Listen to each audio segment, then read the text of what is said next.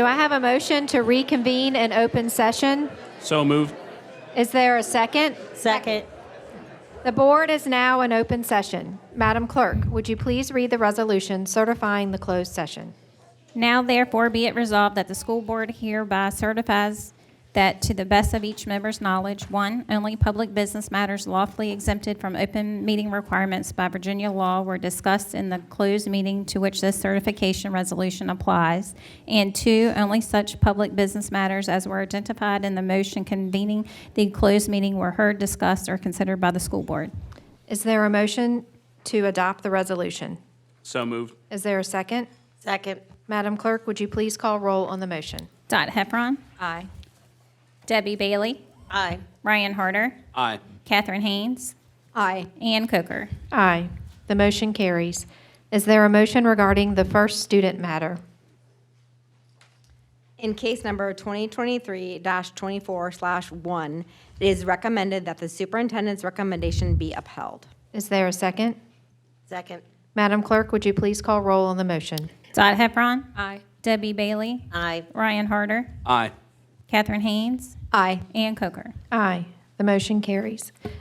Is there a motion regarding the remaining student matters?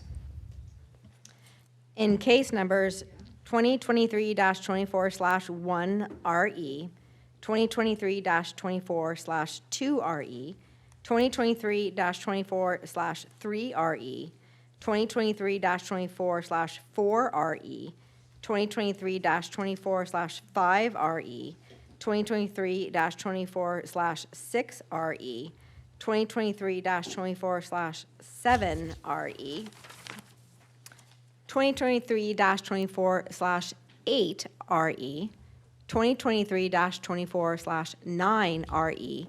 It is recommended that the superintendent's recommendation be upheld. Is there a second? Second. Madam Clerk, would you please call roll on the motion? Dot Heffron. Aye. Debbie Bailey. Aye. Ryan Harder. Aye. Catherine Haynes. Aye. Ann Coker. Aye. The motion carries. Is there a motion regarding the first personnel matter? In case number 2023-24/08-HR, it is recommended that the superintendent's recommendation be upheld. Is there a second? Second. Madam Clerk, would you please call roll on the motion? Dot Heffron. Aye. Debbie Bailey. Aye. Ryan Harder. Aye. Catherine Haynes. Aye.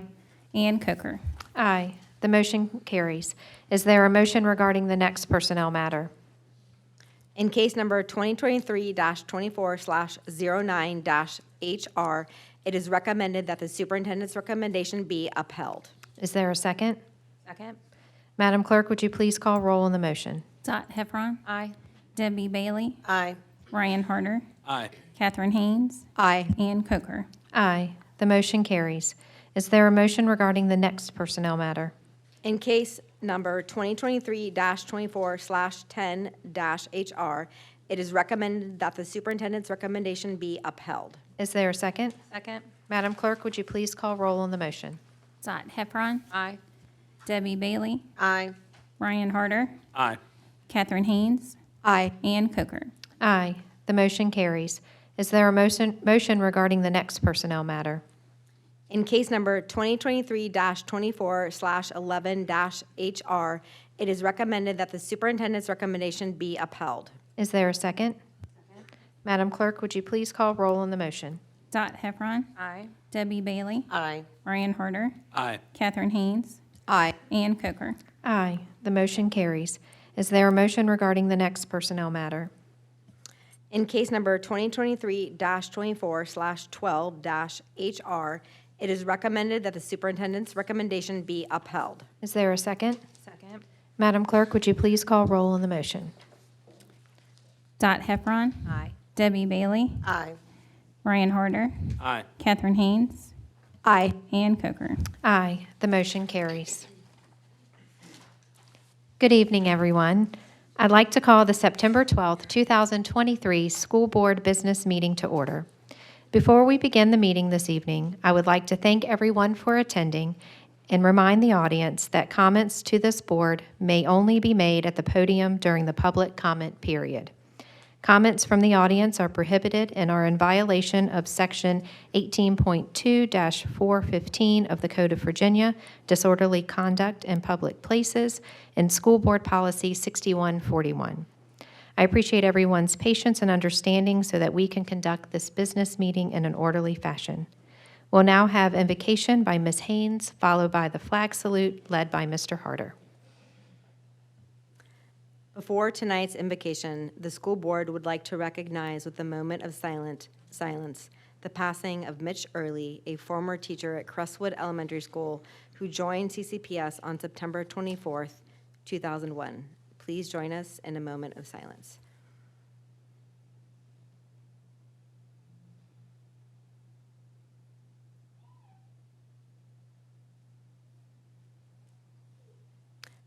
A voting prayer from the Episcopal Diocese of West Virginia. O bountiful and merciful God, you have blessed your people with great prophets and leaders to advance the cause of equality under law in this nation and in the world. By their teaching and preaching, by their action and example, by their marching, demonstrating, and sitting in, by their organizing, praying, and singing, they have made themselves and the dream of non-discrimination impossible for opponents to ignore, impossible for those marginalized to dream. Give us such leaders always, Lord. Let the cry for justice always be heard in our land until, by your gracious will, your children live together in freedom, justice, and equality. Amen.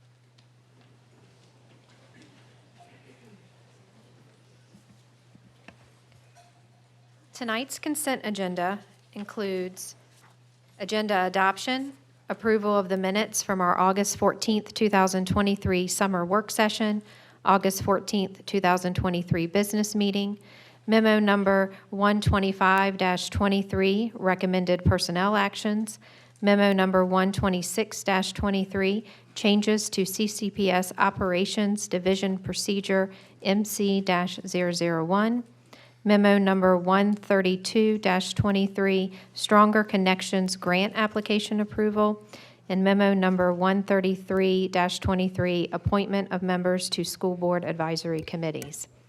Are there any additions or corrections to the consent agenda? Madam Chair, there are no additions or corrections to the consent agenda. Are there any requests from a school board member to separate an item from the consent agenda for discussion and individual action? Hearing none, may I have a motion to approve the consent agenda as presented? So moved. Is there a second? Second. Madam Clerk, would you please call roll on the motion? Dot Heffron. Aye. Debbie Bailey. Aye. Ryan Harder. Aye. Catherine Haynes. Aye. Ann Coker. Aye. The motion carries. Next, we have awards and recognitions. Mr. Smith. Thank you, Madam Chairman and board members. We are going to try tonight to see how many students we can put on this dais. So with that in mind, I'm going to ask our career and technical education students to come forward at this time.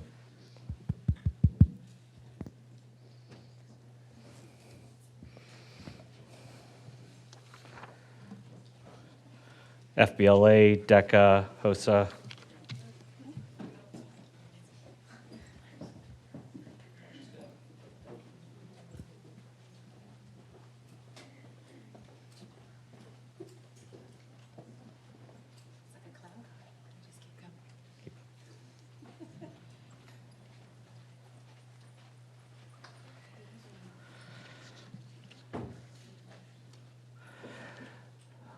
For this recognition, I would note that for some of the students are not with us this evening. Some educators are not with us either. For back to school night, some students have already graduated and headed off to college or their next steps along the way. But tonight we want to recognize our career and technical education students who won recognition in statewide competition organized by the organizations throughout the 22-23 school year.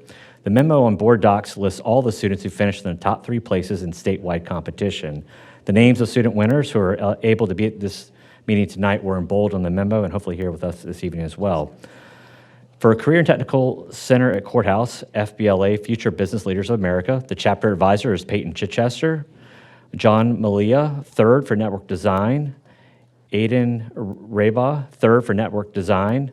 Stephen Veer, third for Network Design.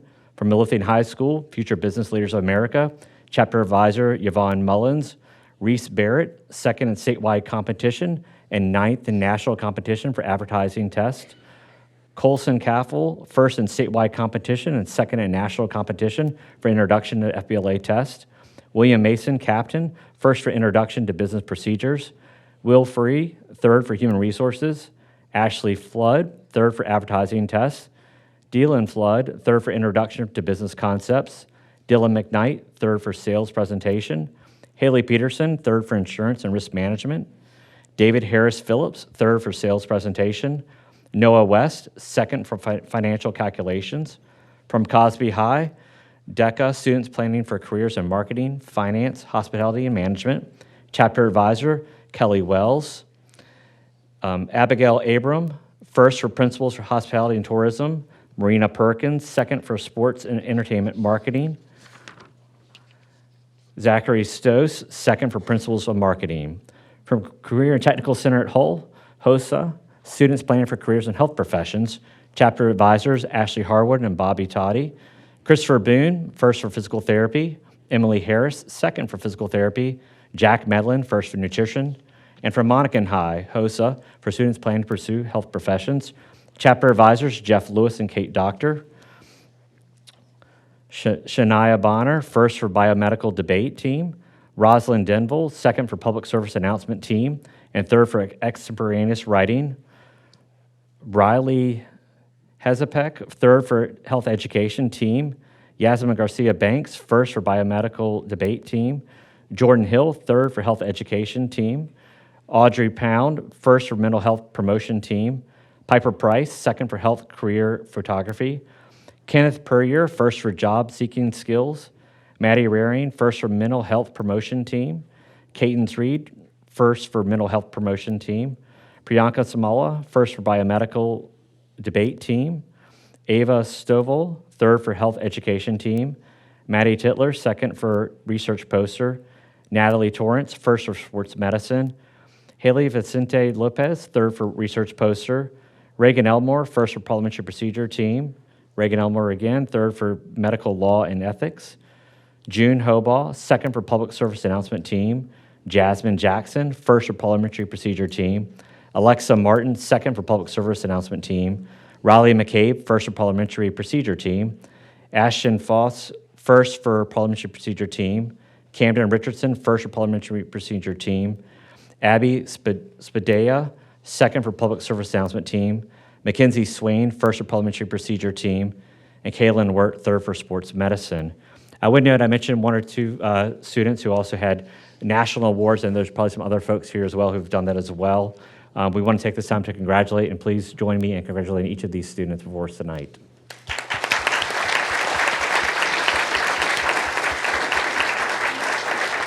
Congratulations to all of you.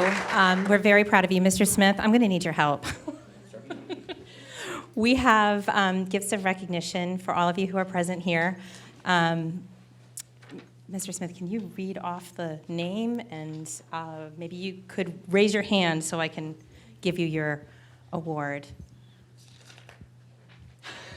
It'd be easier for them to go through. To come get me, okay. Yes. Come get your award. And get my steps in. There you go. Okay, so CTC, we're going to start with CTC Courthouse in orange. Okay. Stephen Veer. Is he here? Stephen here? Okay, congratulations, Stephen. Come see me All later. right. They're all in there? Oh, all CTC is in here. Okay, Yeah. so. Thank you, Maybe Mr. our Russell. advisor can get We've that. got, Yeah. Yep, we got Mr. Yes. Russell up there. Okay. Midlothian High School. Do we have any Midlothian High School students with us? Okay, There you Midlo, go. come and get your presents, and then you can disperse them as needed. We've counted them now. Cosby High School. Cosby. Thank you so much. Congratulations. And a representative from CTC Hull. Wonderful. Congratulations. And Monacan High School. This one's kind of heavy. I'm just kidding. Monacan, where are you? Thank you. Well, congratulations to all of you. You've made Chesterfield County very proud with your hard work and your achievements. Can we give them one more round of applause, everyone? Congratulations. Congratulations.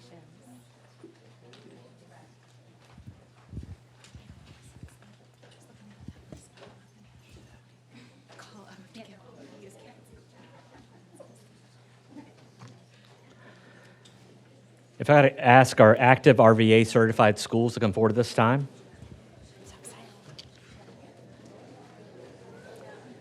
One gift per person. That's a lot of. Is that for something else? No, no. Well, there's a lot of schools.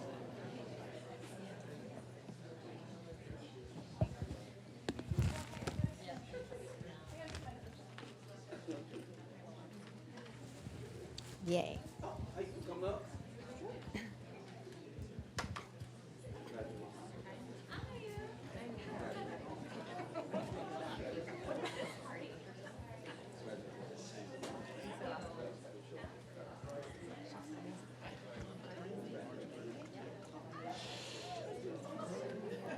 Everybody squeeze in, act like you like each other.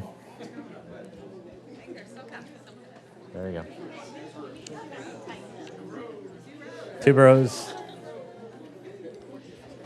Come on. Everybody come up here.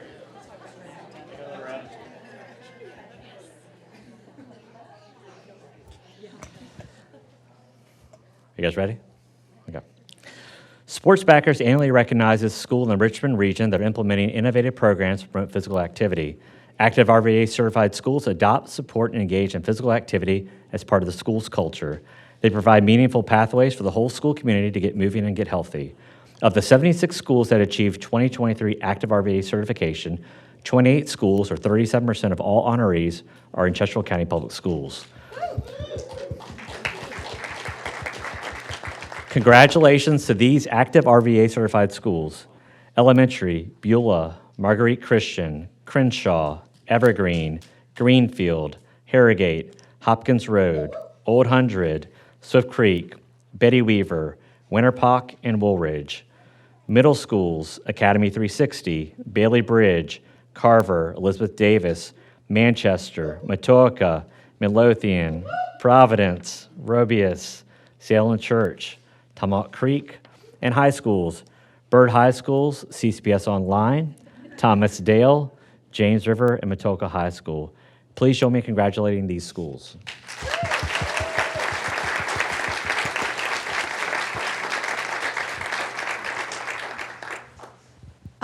Well, of course, this is one of my favorite awards because if you've watched the board meetings, I'm always asking for more recess, for outdoor classrooms, so I am so proud, 37%.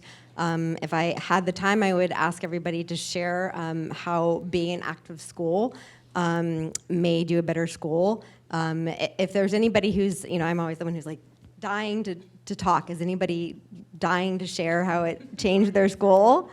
Anybody? Oh my gosh. Okay. I guess we don't have any future politicians here. Yes.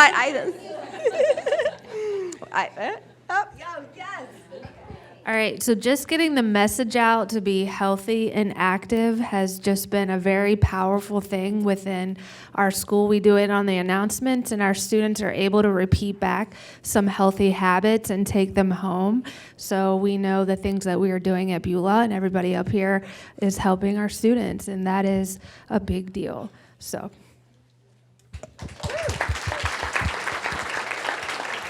And then, of course, I have to point out that all 4 Midlothian middle schools, so that would be Providence, Manchester, Midlothian Middle, and Robius Middle, all 4 won the Active Award. So everybody else needs to get up here next year. Since there are so many of you, I would ask that I will give you one, but I think we maybe have multiple. Is it just one representative from one school?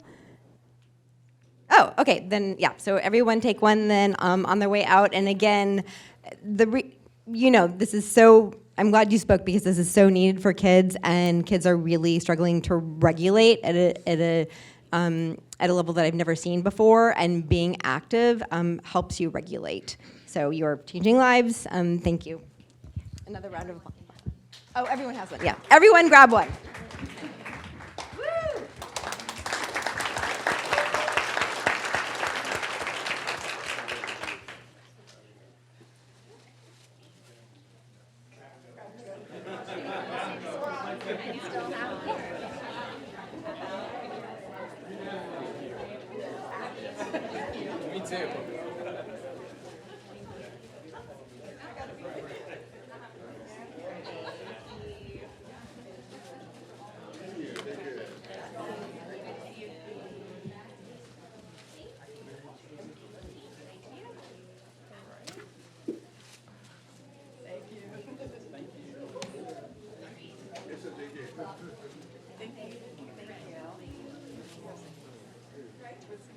That's okay. Oh, okay.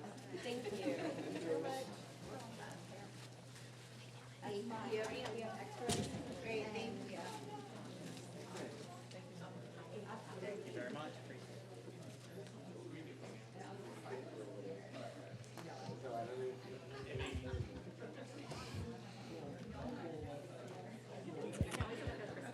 For our next recognition, if I could call up our National PTA Schools of Excellence.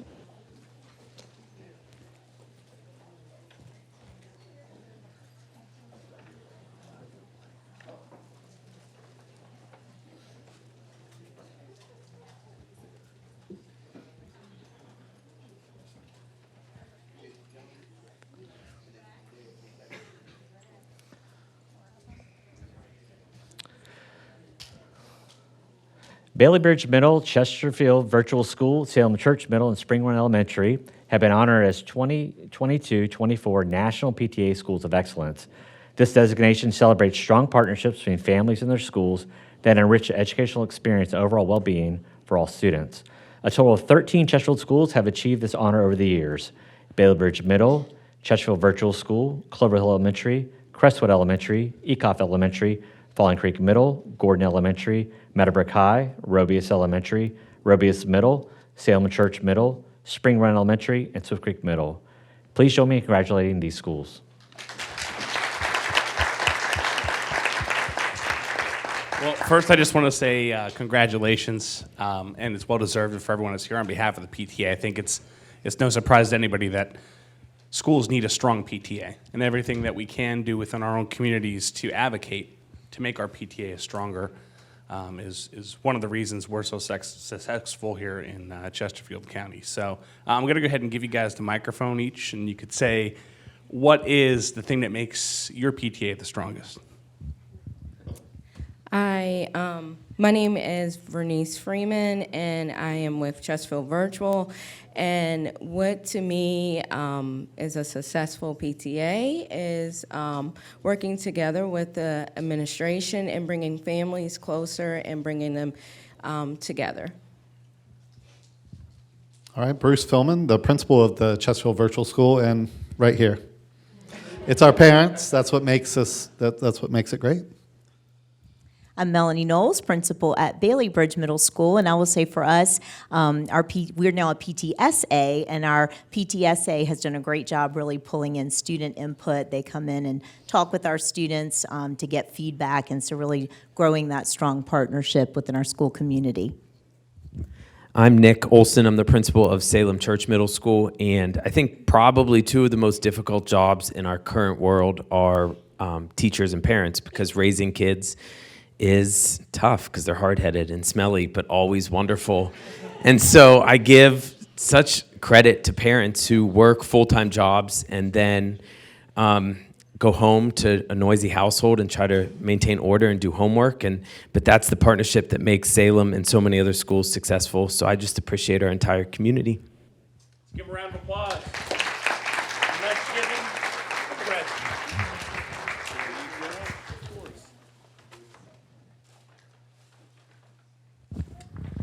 Let me find out. We may be missing a school. Thank you. I think we're, did we double up on one of the bags? guys, because two of them are from the virtual. You guys get double the present. If I could ask our National Board Certified School Nurses to come forward this time.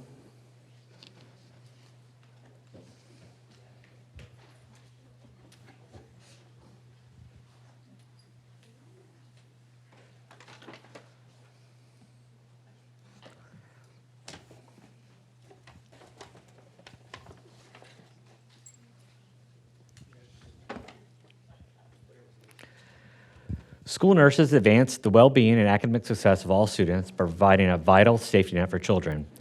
Offering comfort and care to students when they need it the most, school nurses are central to our school communities. Recently, 7 school nurses achieved National Board Certification for school nurses, which means a total of 19 National Board Certified school nurses now work in Chesterfield County Public Schools. Congratulations to our newest National Board Certified school nurses. Audra Boone, school nurse at Evergreen Elementary. Nicole Braxton, school nurse at Alberta Smith Elementary. Jessica Fenner, school nurse at Old Hundred Elementary. Dawn Greider, school nurse at Bellwood Elementary. Melissa Lang, school nurse at Betty Weaver Elementary. Angie Poole, school nurse at Matoka High.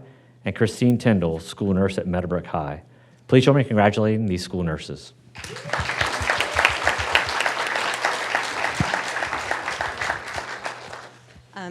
So along as my other passion besides being active is nursing. So it's funny, people think that I'm a nurse because I'm always lobbying for nurses. 2 of my mom's 3 sisters are nurses. And I grew up with having that advice on hand all the time. And so I deeply understand the power of a school nurse. So I want to say thank you for going the extra mile and getting this certification. If you could share your name and why every school needs it, not just in, we have made it happen in Chesterfield, but in the state, why every school needs a nurse. And specifically in RN, interestingly enough, RNs, given the mental health concerns, RNs have training so they can do mental health screening as an initial step. So that's, not everybody knows that. It's an important thing to mention. So name and why every school needs a nurse. Hi, I'm Nicole Braxton. I'm a school nurse at Alberta Smith Elementary. I think it's important that every student needs a school nurse because not everybody has a great home life. Sometimes the people at school, especially school nurses, are oftentimes the only caring person that this child may see. So I think it's important. Thank you. I'm Angie Poole from Matoka High School. I get the older kids, and I am so happy that you guys helped with us getting certified. I think every school nurse, everybody needs a school nurse just to have somebody that can keep their eyes on them at all times, especially when they need us. And like you said earlier, there's a lot of emotional issues this year, and I think we've worked really hard to help those kids get through the day at school. But also we have some bigger injuries too, so we're there for them. Hi, I'm Christine Tyndall. I think every school needs an RN in the building, and that is because every student needs to have a trusted adult to be able to turn to for emotional needs, but also for physical ailments as they come up, because sometimes there's just not somebody else to go to. I'm Audra Boone, and I'm the school nurse at Evergreen Elementary. It's definitely important to have a registered nurse in every building. And particularly at my school, we have a lot of special education students, and a lot of those students wouldn't be able to attend without somebody to help provide their care and manage that care. So we play a vital role in that as well as a lot of other things. So.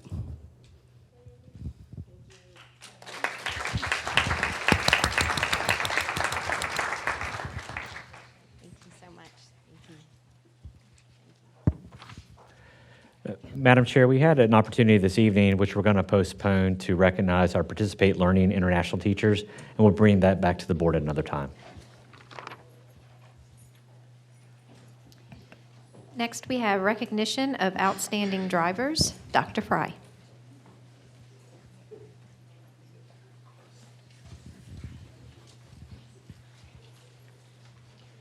Good evening, Madam Chair, board members, Dr. Daugherty, and Mr. Roberts. It's my pleasure this evening to present to you 5 fine bus drivers. Providing safe transportation for our students on a daily basis takes a very special person and is very difficult out of over 400 drivers to select 5 to represent our county. So the managers had a very tough decision. We'd like to now recognize and honor the following drivers. Vernon Keene, Area 1, Bus 832, 10 years of service. Area 1 says, Vernon is one of our veteran drivers that is looked up to both by the kids and veteran drivers. He's a role model on and off the bus. He's unable to join us today, so accepting his certificate is our assistant manager from Area 5, Amber Holt. Derek Rowe, Area 2, Bus 578, 5 months of service. Derek joined Team Transportation because he wanted to give back to the community, and we certainly do appreciate that, sir. Tony Coons, Area 3, Bus 901, 20 years of service. Tony says your career choice means everything, and he takes pride in transporting our students today who will be the leaders of tomorrow. Coming full circle now, he is actually transporting his grandchild as well. He's unable to join us also. His area manager, Jacqueline Roach, is here to accept his award. Tammy Davis, Area 4, Bus 916, 9 years of service. Tammy says how rewarding it is to see the growth of our children from the beginning of the year until the end. She enjoys doing field trips because she gets to go see the kids play their sports and enjoys the flexibility of her job. Thank you, Tammy. Christina Jones, Area 5, Bus 874, 5 years of service.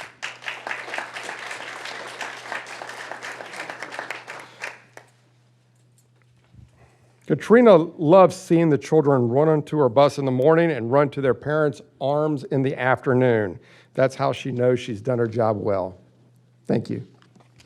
Congratulations. Let's give another hand. So real quick, I just want to say thank you from the school board for all that you do every day. Those of you that are accepting, for the ones that can't be here, please relay the message.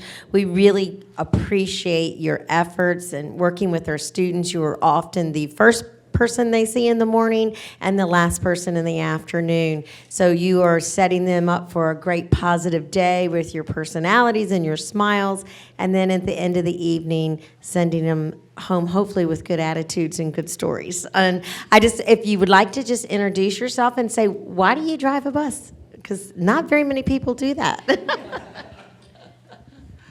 I go by Tina, actually, and I just enjoy the children and enjoy getting to know their families.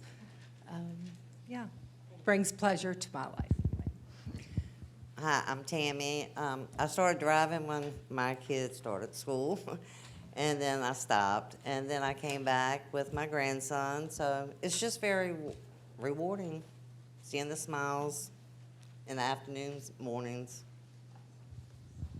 So I can tell you why I picked Tony as the Area 3 Driver of the Month. Mosley calls Tony their Superman, so he must be doing something pretty good for them. Hello, my name is Derek Rowe, and I'm a 20-year retired Army veteran. I'm also a Iraq War veteran. And I became a school bus driver because I'm also a part of the fire movement, so I retired early. So I became a bus driver because I took 2 years off and I was bored out of my mind. Everybody, right, exactly. Everyone that I thought I was going to have all these great and wonderful times with, they're all still working, and I'm not. So I like the schedule, off summers, off all holidays. It fit, you know. So that's why I became a school bus driver, and it's been going good so far. Thank you. And also thank the lady that was out there that thought I was a student. Thank you. I'm old, but thank you. Hi, I'm the Area 5 Assistant Manager, and we chose Vernon because he does a wonderful job of getting our students to and from school safely. Thank you very much.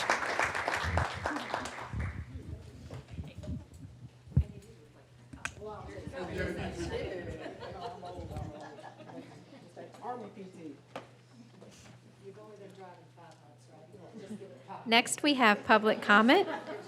For this meeting, citizens were given the option of submitting their comments online or in person. Comments submitted via the online form were sent to the board prior to the start of tonight's meeting and will be included in full as an addendum to the meeting minutes. Madam Clerk, would you please announce this evening's in-person speakers? Madam Chair, we have 10 speakers this evening.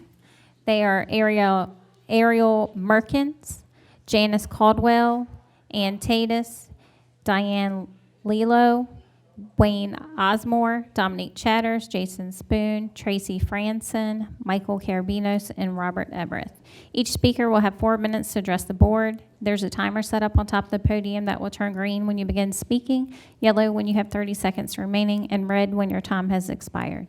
As a reminder, no personal belongings other than your cell phone and speaker notes are allowed at the podium. Please have your materials organized in a manner that as you arrive at the podium, you are prepared to start speaking.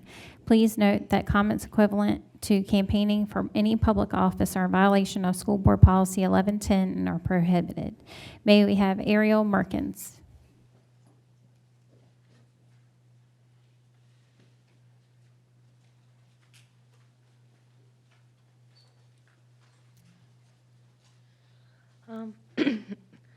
Hello, my name is Ariel Merkins. I am the very proud French teacher at Elizabeth Davis Middle School, and I am excited to say that this is my 10th year at Davis and in this career. I couldn't imagine myself anywhere else.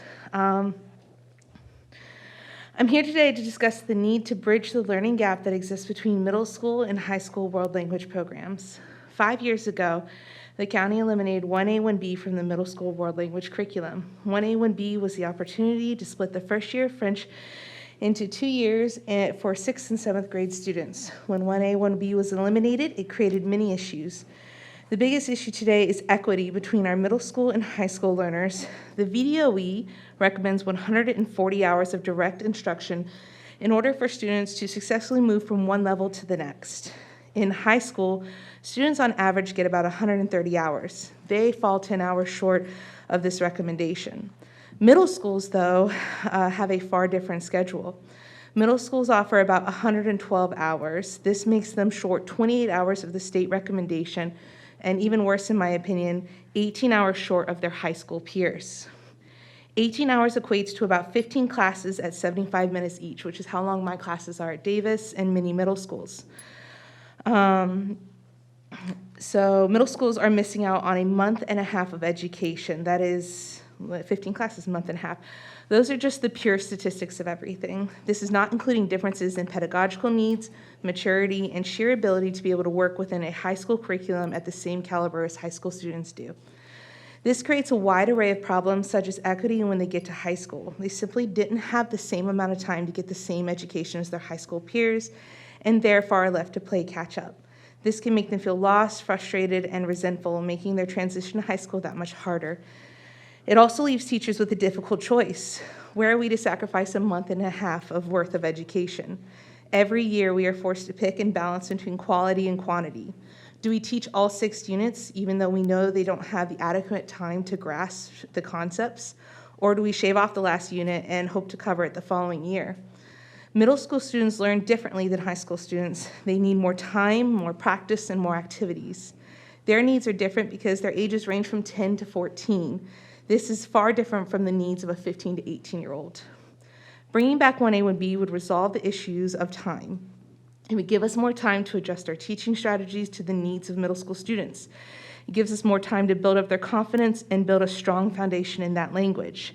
It gives us time to review and confirm their understanding of the content. It gives us time to teach how to appropriately take notes and how to appropriately study, which they desperately need when they come to middle school. It gives us time to do projects and allow them opportunities to grow, not just as language learners, but as young adults. 1A, 1B gives us time and allows them to get back on the same footing as their high school peers.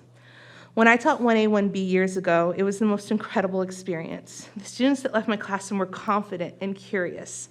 We had time for all their questions and to make sure they knew what we were working on.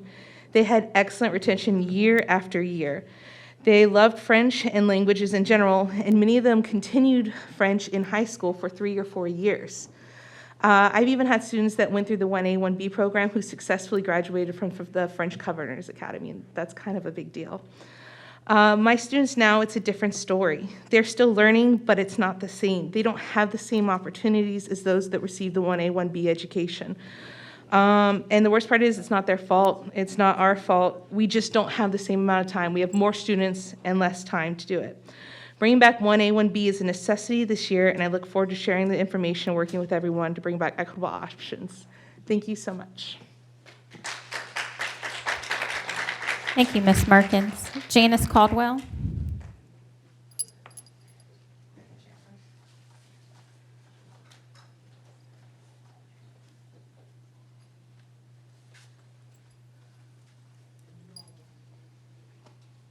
Hello, my name is Janice Caldwell. I'm from Dale District. I was going to make a request that you have nurses at each of the schools, but I got a delightful email last night saying you're already working on that. So I came tonight just to say thank you very much. Thank you, Ms. Caldwell. Ann Tatus. She's not here right now, but she has speaker notes. Can I submit that to the minutes if she's not here? Yes, you can bring them up and give them to Elke. Give me about 10 minutes. Thank you. Diane Lilo.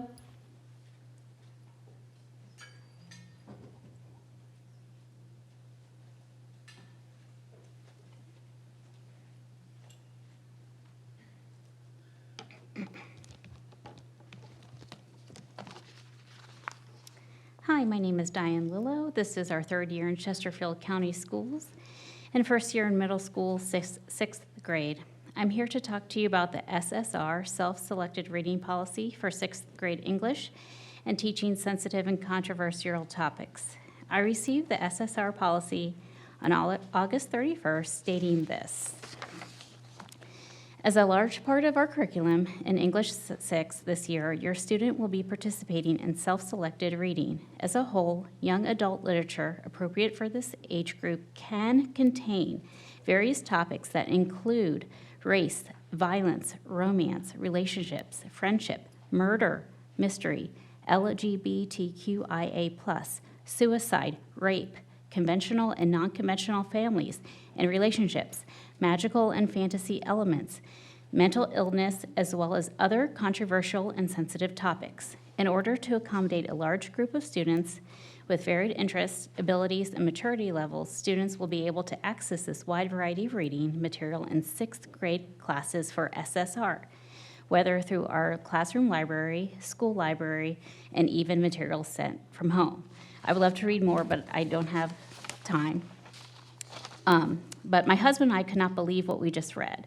At first, I thought I had read it wrong and that it stated, as a whole, young adult literature is not appropriate for this age group and should not contain certain mature, sensitive, and controversial topics. No, the policy state it is appropriate that sixth grade, ages 10 through 12, not only have access to these books, but are being introduced to them. Why? What is the purpose? Policy 3035 under the Code of Virginia for instructional materials with sexually explicit content states at least 30 days prior to the use of any instructional materials with sexually explicit content, principals shall provide written notice to parents. We did not receive a 30-day notice. Because the same day we received the notice, books were already being introduced in class, and a detailed list with a description of the books was provided. And then on September 6th, 5 days later, after getting the notice, the class would then visit the library to look at and check out books with this content. A lot of these books are written for audiences well into high school, not sixth grade or middle school. How do these books with topics such as murder, suicide, sex, rape, help students develop skills in the core values of respect and responsibility? There are so many great books out there that are age appropriate, that can lend themselves to different interests, abilities, and maturity levels. that do not need to include sexual or mature content. The letter to parents stated that that classroom was a safe space. A safe space would be to not have a school system introducing and providing books with sexual explicit content, graphic violence, and adult situations to sixth graders. I would like to see action taken to remove these books with inappropriate topics from the middle school library and not be a part of the middle school English curriculum. Thank you for your time. Thank you. Wayne Osmore.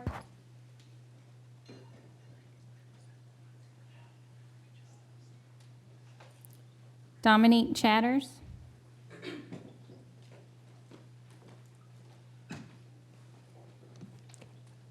Good evening, Dominique Chatters, Dale District. El mes de la Gerencia Hispana comienza el 15 de septiembre hasta el 15 de octubre. I just wanted to recognize and let everyone know that Hispanic Heritage Month begins September 15th through October 15th. As a PTA mom, I've had the pleasure of talking to parents and listening to some of their concerns, and it's just timing that I'm going after the last speaker. I'm a middle school parent, and I would love my children to maintain access. That's what I understand education to be about.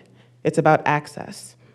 And I love the opportunity that Chesterfield County Public Schools provides an opportunity to opt out of anything that I'm uncomfortable with. And then again, leaves access for those who do want it. I would ask that we continue to remember the purpose of public education and the fact that where I went to high school, my mom could not opt out of things, that I do have the privilege and the right to opt out of things that I don't want my children to participate in, but I don't have the right to deny the access to others. And I hope that we consider that in making any decisions regarding removing books from our schools. I would also like to mention that the access that we're giving to our children is not afforded to all children the same way. There are some children who go home to a place with no books. There are some children who don't even have a library card. And the only place they will have access is at school. And I believe we're doing a good job at providing that access and giving parents an opportunity to opt out if needed, and giving me as a parent the opportunity to participate if we so choose. Thank you. Jason Spoon.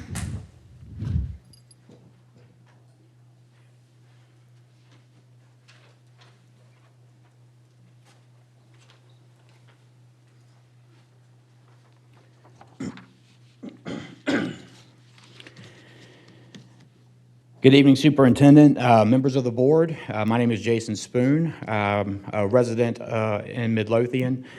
More importantly, I'm a father of 3 school-aged children.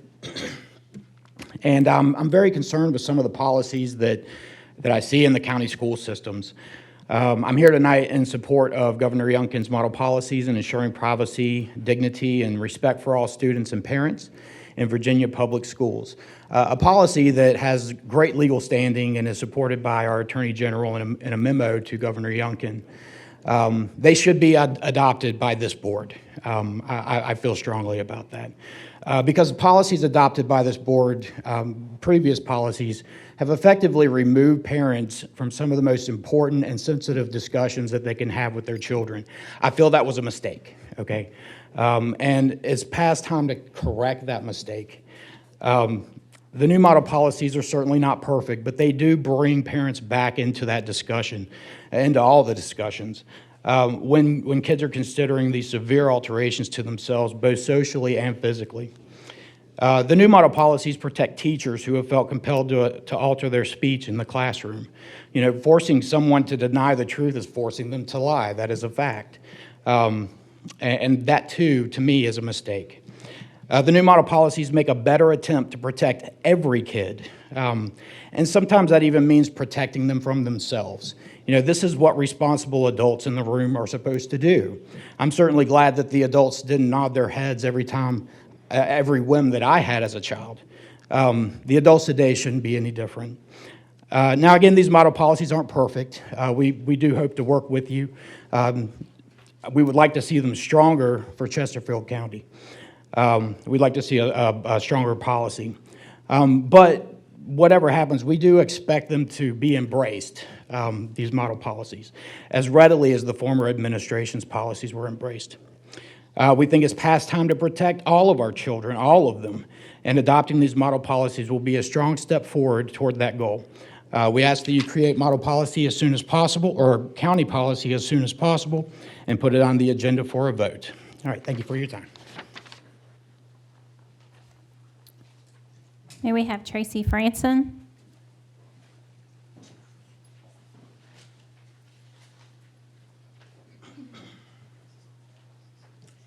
Hi there, I'm Tracy Franson, resident of the Matoaca District. Short and sweet tonight, just want to say I'm rising to reiterate that public schools are a public good and are charged with offering education to every student in the community, which, to be clear, includes those who may be straight, gay, bi, or trans, those who are white, black, brown, those who come from rich families or poor families.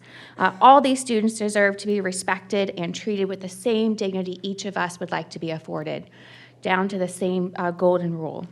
All of these students deserve to have access to materials that honor them and inspire them without withholding the truth. I support the current policies of Chesterfield County Public Schools. Thank you. Michael Carabinos? Let me flipping around a bit real quick just to do some response real quick. Fact check, no child in America can seek gender-affirming medical care without the involvement of their parent. No child in America can seek medical treatment for gender-affirming care without the involvement of their parent. I hear this lie repeated again and again and again. It does not, cannot, will not happen. So the lie needs to stop. I do a lot of reading, surprisingly. One book I want to bring up is Folk Devils and Moral Panics by Professor Stephen Cohen, where he talks about the structure of a moral panic, where a threat's identified, a threat is amplified into a folk devil, social anxiety is stirred up, moral gatekeepers arrive to propose solutions, and then the condition magically disappears, usually because it was manufactured. I ask anybody speaking about these policies to ask themselves, what was the inciting action that led to this sudden interest in our transgender students? Do any of you know the exciting action that led to this panic? There was none, because it was manufactured. The inciting action was a sudden rush of Fox News and Newsmax stories on TV suddenly saying it was an issue, and then everything else followed. But the fact is, we do not own our kids. Our children are not our possessions. We owe our kids. We don't own our kids, we owe our kids. We owe our kids respect, we owe our kids an education, and we owe our kids a fighting chance at life. And part of that is having policies that respect that 90% of queer students hear phobic comments in school. 55% of transgender youth report physical attacks. 28% of queer youth drop out due to harassment. 50% of transgender students attempt suicide. 34% of queer youth report parental physical abuse. 26 queer youth are forced to leave the home due to conflicts with the family. And up to 40% of youth who become homeless each year are queer. So, we have a great policy already in place that already has been proven to comply with the existing law. The policy is written to guide this board to follow. The law is in place, the policy is in place. They are settled. There's no need to reopen the book with a new policy that's being proposed that violates the same law it's supposed to uphold. As to books, despite all the talk about sexual explicit content, nationwide in 2021 to 2022, 41% of the books that were banned in schools contained LGBT content. 40% had a main character who was a person of color. I want to remind everybody that students retain their First Amendment rights in the school. Tinker versus Des Moines, 1969. School libraries are protected by the First Amendment. Island Trees versus Pico, 1982. Defining a book as obscene requires an extensive standard, according to Miller versus California, 1973. Is it dirty? Is it offensive? And does it have literary, scientific, or artistic merit? You have to hit all those marks from a community standard to declare a book obscene. So coming up here and saying, this book's obscene, we need to get rid of it, well, we have a standard that needs to be met. And books are part of a First Amendment statement. Books, flags, all these forms of Thank you, Mr. self-expression Carabinas. need to be protected. Robert Ebereth.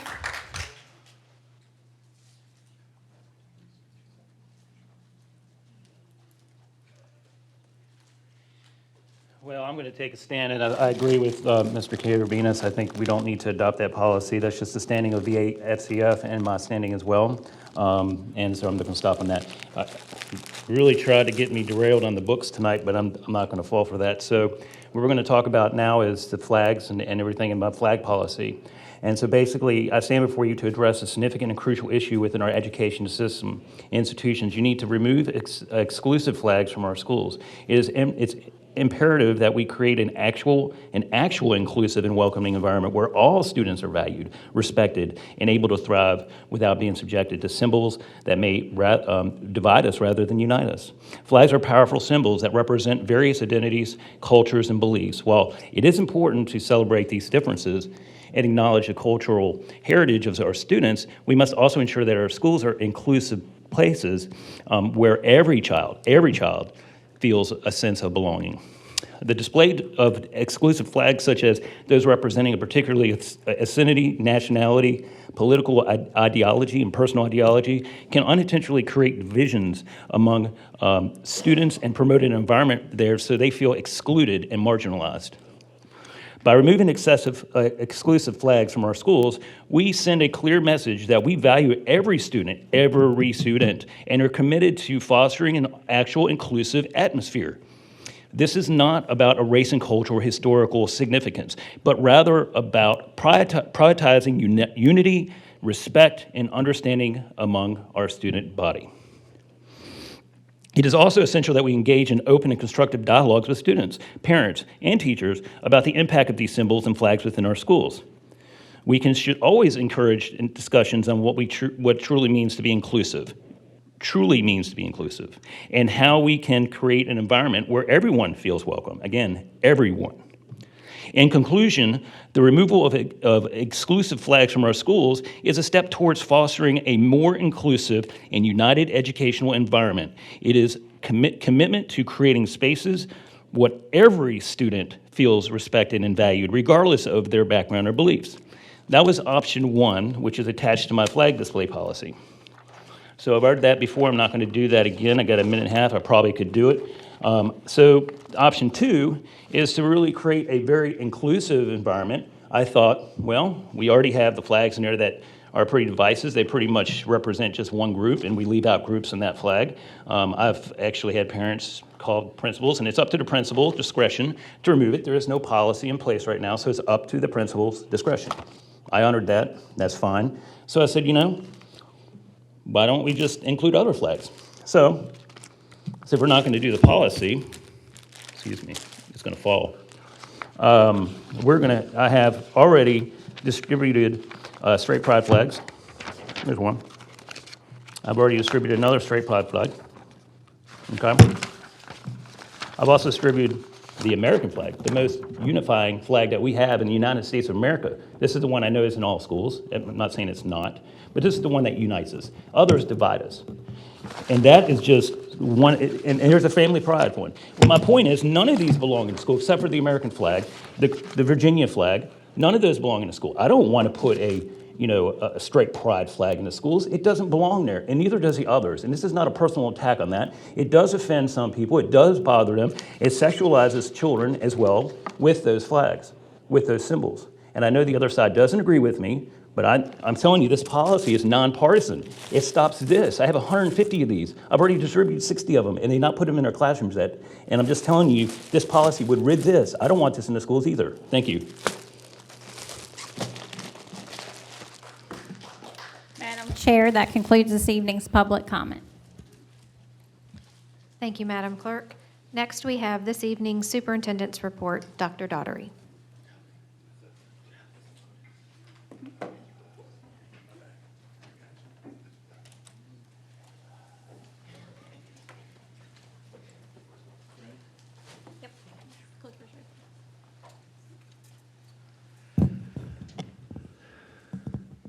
Good evening.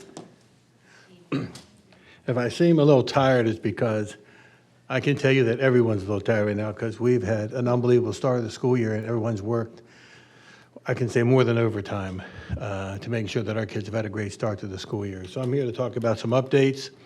You know, the people we honor tonight do a fantastic job. We could honor all 11,000 employees right now for what they're doing, and they do a fantastic job. Just to let you know, there are some things going on. The budget, we do not have a calc tool. When we get the calc tool, we're more than happy to share the information. There's a lot of speculation. The General Assembly said one thing, the governor said another thing, and Department of Education said another thing. So we are going to get the calc tool and then move forward from that point. But we're excited that there is going to be a budget.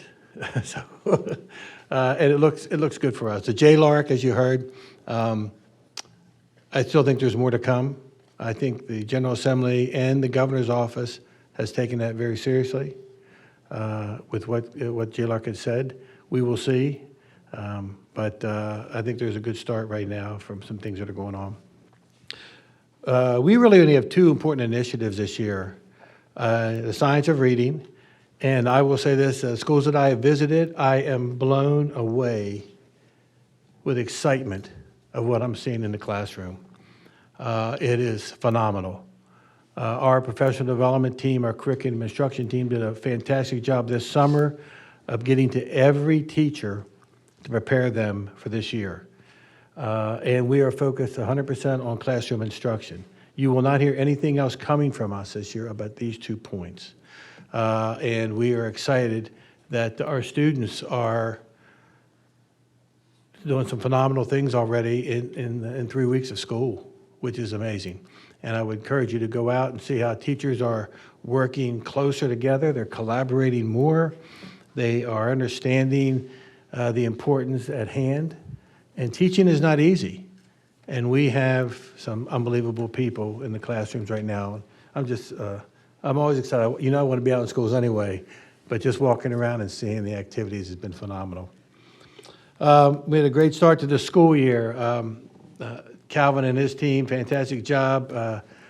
The food and nutrition people, phenomenal of what they do every day, how many people they feed. I think the first 2 weeks of school, and I think I have it in here, the amount of meals that we've just served, it averaged out to 7 meals per student over the 64,500 students, big 7 meals per student. Not every student eats, but that was the average breakdown, which is amazing. Over 480,000 meals, I think that's what's going to be on here. But we also had some departments that were honored with achievement by the National, it's the NATCO awards. And we partner also with the county because we submit together and to do that. But, you know, between our bilingual liaisons, and anytime anyone hears the word budget, the schools say, please do not take these people away. They're the most valuable people in the room. They're important just because they open the door for people who don't speak English to come in and feel welcome in our schools. And that's an important piece for us. From the CCP online program and the amazing things that Ernie and his team do are phenomenal. Connects us, and over a 5-year period have over 7,000 pair of glasses given to our students. I talked about food service and their employee retention program with a great job with Learning With You, getting out to the community. The Recovery Academy, next week, they get a chance to visit the White House to be on a panel. We have now 3 students going and 3 staff that will be on a panel on the importance of helping students with an opioid problem. And I'm hoping that our state continues to support us. We are excited about legislators coming by. The state director for behavior health was by yesterday. And he said, you don't have to tell me, I'm part of the choir already. I've heard so much about the program. So Justin and his team are doing a phenomenal job. The summer program, I think everybody in this room in the district office works on a summer program. And it's amazing things that are going on with the state, how we are already ahead of what the state's asking us to do to help kids with learning loss. And then, just connecting with all of our residents. Sean and his team, communications, they are the best I've ever seen. And I've been doing this a long time, and they do a phenomenal job. If you don't know something about Chesterfield County, then you just don't live in Chesterfield County with everything that we put out to you and residents and everything. And we get a lot of wonderful feedback from people who don't have children in our school system. They thank you for keeping us updated. And someone said to me one time, well, you're giving out propaganda. I said, yes, I am. I'm talking about us. I'm talking about our kids. And that's what I'm here for. I'm talking about our kids. So VDO released some information. The governor was out there talking about all in Virginia, and the other things that are going on with accountability and assessment. Well, the three things that the governor was concerned about was addressing learning loss, tutoring, and chronic absenteeism. So we're excited because we've already started to address those in our plan. And so with addressing learning loss, we changed our curriculum. Sharon and her team, phenomenal job. We helped the state in their plan. They looked at what we were doing, and you'll see some of what we do in the state plan. The opportunity that we have materials. Our teachers are overwhelmed, thrilled with that with the materials that we have. It cuts down on time that they need to do to prepare. The opportunity that all of our teachers were given professional development. And that's ongoing, by the way. That doesn't stop. We continue to do that and train people to be in the buildings and help staff. And they're working well with each other to train each other and to make sure they're accountable to each other. And the book machines, we thought the book machine was great to start building libraries, but it's showing the students the importance of what books can do to your life. And all we hear about now is, okay, I need more sponsors for my books. So if you're out there, you have a business, and you really want to help kids, we go to your closest, nearest elementary school and give them some money for some books, okay? That's just a plug. Am I violating any policy here, Sean? Not yet. Okay, thank you. Not yet. They keep you straight. With tutoring, we piloted Stride Tutoring, huge success. Now in the secondary, elementary, we're looking at some things to add additional tutoring. It's great to say that we're going to give you more money for people. There are no people. So we've got to think outside the box. We can say we're going to give you more reading specialists. There are no more reading specialists. So how do we win the battle? And so our people are thinking outside the box with the principals, with the teachers, how to win the battle and make sure they have more support. And that's what they're looking to do. You could say we'll run all these after-school programs. Well, teachers are tired after school. So how do we get outside organizations to come in and help us without, putting the pressure on our teachers to say, because they'll do it, but they'll be more exhausted. We want them fresh for that 7-day-hour period with our kids. And we got to think outside the box to help them. We're not going to put more on them. Chronic absenteeism, we're doing some things. We're doing some PR things. We're talking to parents a lot. But I will say this. If you're a kindergarten through 8th grader, that's a parent responsibility. And our buses pull up to your house or pull up to your area. We are not going to go into your house to get your kid. So what we would like to do is as a parent, to get your child to school. Because this trains your child to be ready to go to work. Because we also like you, when you're older, to go to work. But if we have our young people realize that they can stay home when they want, then as they go to middle school, guess what they do? They stay home when they want. And when they go to high school, they stay home when they want. And if you miss more than 17 to 18 days of school, you move one standard deviation in your score. So then we wonder why students aren't doing well in school. You have to come to school for our teachers to give you the knowledge they have to make you smarter, to make you a better person. So I will be on that for a while. So I want to show, can we show this? Can I? So this is a video. Oh, no? All right, this is a video on showing up.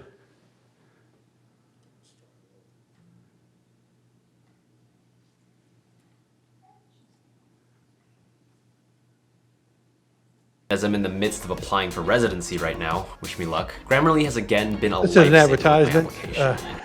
application. We help all people.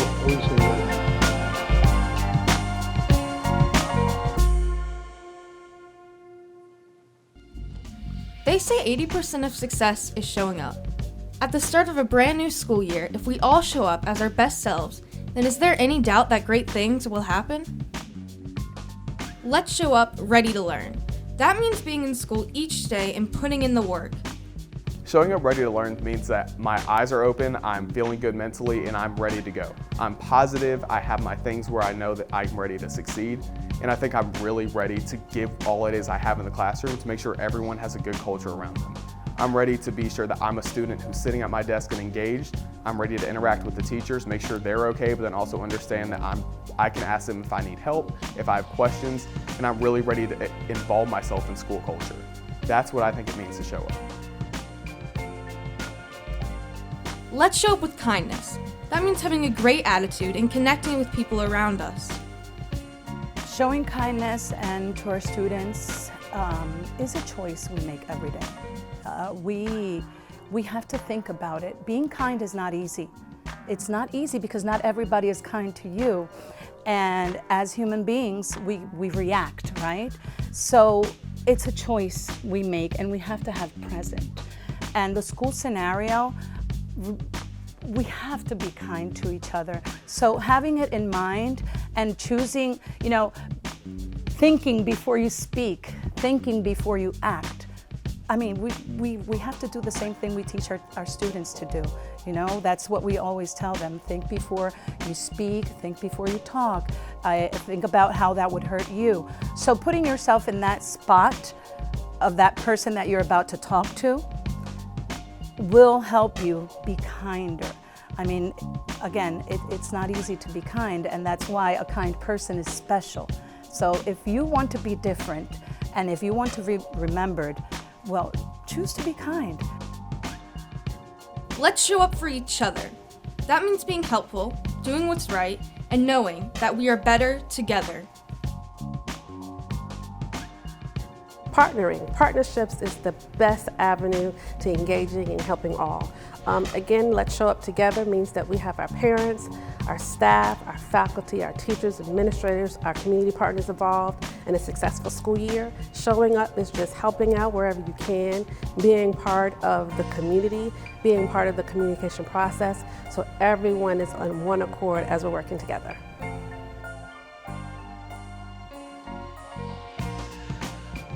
So we are going to do a strong campaign this year to keep the videos out there. It's just not me doing the videos. It's our students, our teams doing videos. And, everybody goes back to when Governor Youngkin took office. He said he wanted parents to have a say and parents to be involved. I can't think of a better thing for a parent than to make sure, one, their child gets to school every day, and two, they get involved with the school. And we believe that 100%. And we support that. And Governor Youngkin was correct. Parent involvement unbelievably affects a child's academic behavior and what goes on. So yes, we want people to show up to school. We want parents to show up to volunteer. We want them to be involved. And so we're going to keep pushing out the message just so people know that how important it is to be involved with us. Operations, you've heard Josh, and they brought the A-team in to talk about all the things that we do. I think for most people, they really don't have an understanding because it's hard to have a conception of how big we are and how much goes on. And when you think about replacing a high school air conditioning unit of 18 units, it doesn't happen by just calling one service guy. And it takes 3 months to deal with it. Or to change a roof, or to just fix the little things. We've had openings, we've had thunderstorms, and you haven't noticed all the storms, and they'll kick an air conditioner out, or Dominion will tell us power's out in this area. Our guys are up at 3 or 4 in the morning, they're out to schools, and they've done a phenomenal job. We had a couple of schools where as the kids were walking in, bang, everything started working because they're working hard with Dominion to making sure what's happening. And so, the opportunities that we've had to see our people do some phenomenal work because of a last-second storm or electrical outage have been phenomenal. You heard about the buses running and things going on there. We will continue to have a bus driver fare. We'll continue to hire. That process we talked about continues to move. Every week we see graduates go on, and we have to have graduates every week to get ready to go into the system. And I will tell you, I'm going to challenge you, be involved in the bus rodeo and drive a bus one time, and your life will change. I'm just telling you right now, because I never want to get behind the wheel again. Okay. And I passed the test. I just only hit 2 counts. That's all. And safety, we made it very clear. We will not change our course this year. If you want to be disruptive in school and not listen to the professionals in the building, you want to cause harm to other people, either in the school or on the bus, you will not be there. You will not ride a bus because it takes one kid to disrupt the driver for a major accident to occur. The classroom and the bus is the same, and we will not tolerate it. Our staff will work with you, but there'll be times that we will have students that will be involved in alternative settings because of it. So this is another video. Pressure's on you. This was done all by students to make a point. We showed it again just to make sure that they got the point across.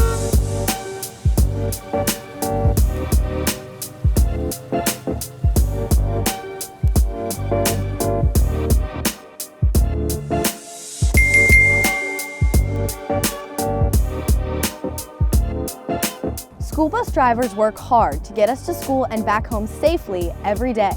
That's a big responsibility. But students who ride the bus have a responsibility too. We have to follow the rules so drivers can do their jobs and keep us safe on the roads.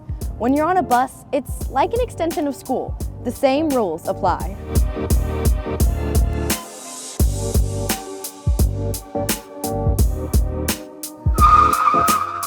Be respectful. That means respect the bus driver and obey the driver's instructions. Respect other students and respect the bus.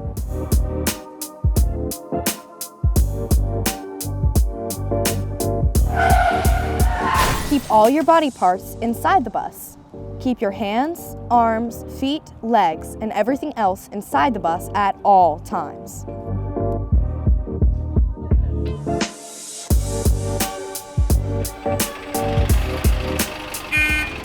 Keep your hands and feet to yourself.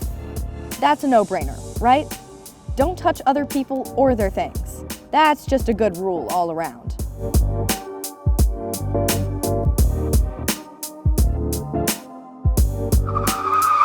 Don't throw things. I mean, it's not gym class. We can't throw things around the bus. It could be dangerous, and it could also distract the driver.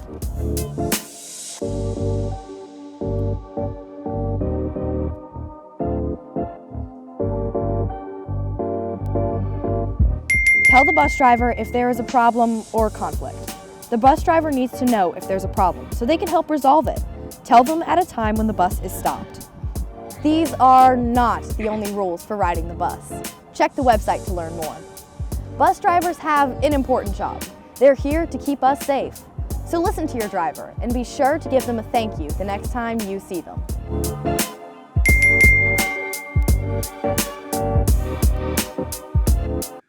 We were going to use staff at one time, but I would be afraid of lawsuits, so we went with this because they would act really bad on the bus.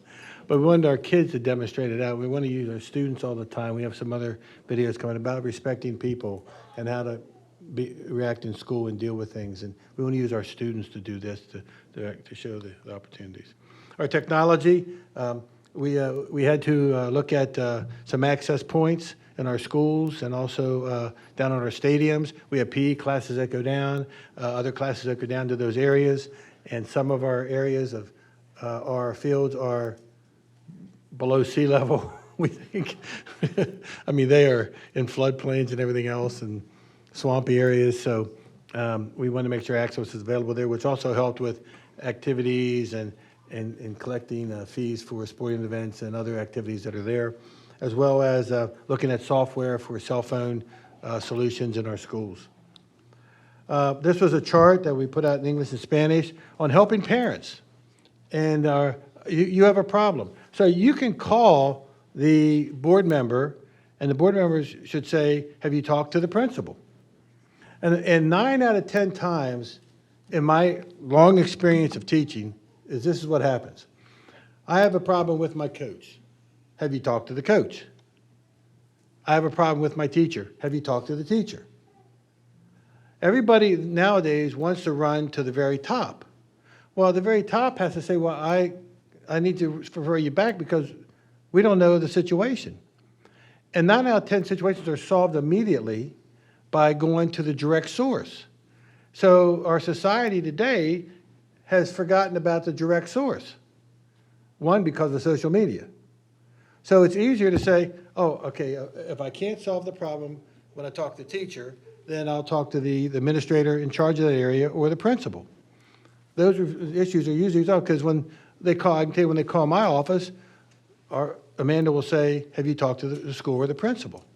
Which is a logical point. So we just wanted to put common sense into solving problems and helping parents get answers a lot faster. And that's what we did here. And Sean's team did a great job. I had one sketch. This is much better, just want you to know. So. We are going out to talk about vaping to our parents. And Faye's team is excited. Amy's done a great job with her team. And on the 26th and the 12th, we will be out and about.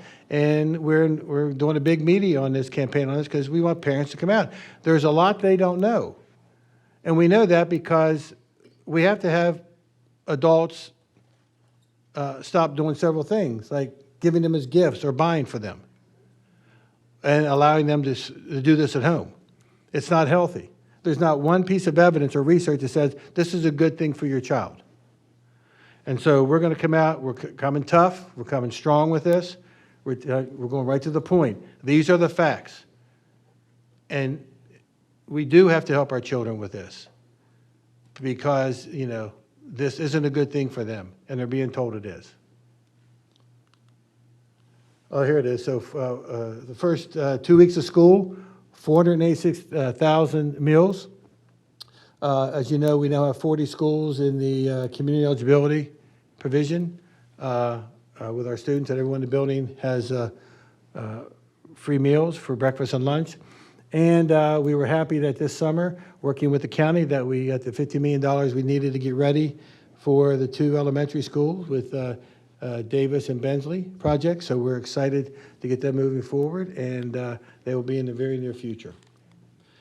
In closing, I just, we encourage you to be out in the schools. There's some people here that sometimes don't get recognized. I want to, they do a lot behind the scenes. Joe Tyler, deputy, does phenomenal work. Keeps me from, he keeps me straight. John Murray, who answers a lot of questions, and someone that we forget all the time is Elke here, who just does a phenomenal job. Chesterfield should be very proud of the people that want to work in a school system that helps their children. And sometimes we forget because people want to come up here and get their 4 minutes. But let's not lose focus on the real thing. That's making sure our kids every day get a great education. And that's what our job is. That's our report card, that every day they come to school, the teachers do their job, we let the teachers do their job, and they get home safely. That's a great day for us. Thank you.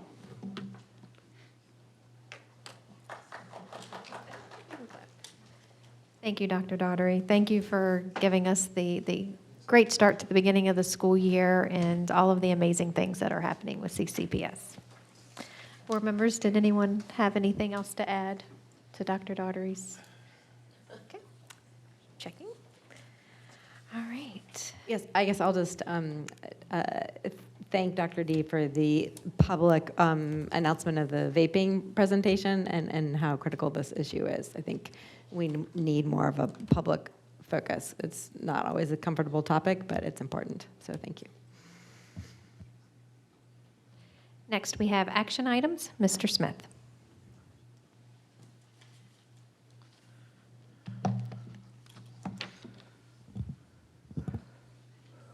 Board members, Dr. Doherty, you have before you memorandum number 131-23. Staff recommends revisions to current policies and regulations as follows. Revisions to policy 5361 revised, proper handling of personal, sensitive, and confidential information. Revisions to policy 5361-R revised, proper handling of personal, sensitive, and confidential information. And revisions to policy 7230-R revised, acceptable use, the CCPS-net. Proposed changes have been reviewed by the school board attorney. It is recommended the school board approve the above referenced revisions to current policies and regulations. It's further recommended the school board schedule these to become effective immediately. Thank you, Mr. Smith. Board members, may I have a motion to approve Memo 131-23 as presented? So moved. Is there a second? Second. Board members, is there any discussion? There has been a motion and a second. Madam Clerk, please call roll on the motion. Dot Heffron. Aye. Debbie Bailey. Aye. Ryan Harder. Catherine Haynes. Aye. Ann Coker. Aye. The memo is approved. Next, we have items for board review. Madam Clerk, would you please read the items for this evening? Madam Chair, tonight's agenda includes the following items for board review. Number 1, Magisterial District Improvement Funds, FY 2024. Number 2, FY 2023, June preliminary expenditures versus appropriations unaudited. Number 3, FY 2024, July expenditures versus appropriations. Number 4, budget change request summary across categories, July 2023. Number 5, board committee reports. Number 6, pre-K update, July 2023. Thank you, Madam Clerk. Next, we have announcements, communications, and school board comments. School board members, are there any announcements or comments this evening? The school board will hold a work session on Tuesday, October 10th, 2023 at 4 p.m. here in the public meeting room. It will be followed by a business meeting at 6:30. If there's no further business, we need a motion to adjourn. So moved. Madam Clerk, would you please call roll on the motion? Dot Heffron. Aye. Debbie Bailey. Aye. Ryan Harder. Aye. Catherine Haynes. Aye. Ann Coker. Aye. The motion carries. The September 12th, 2023 school board business meeting is adjourned.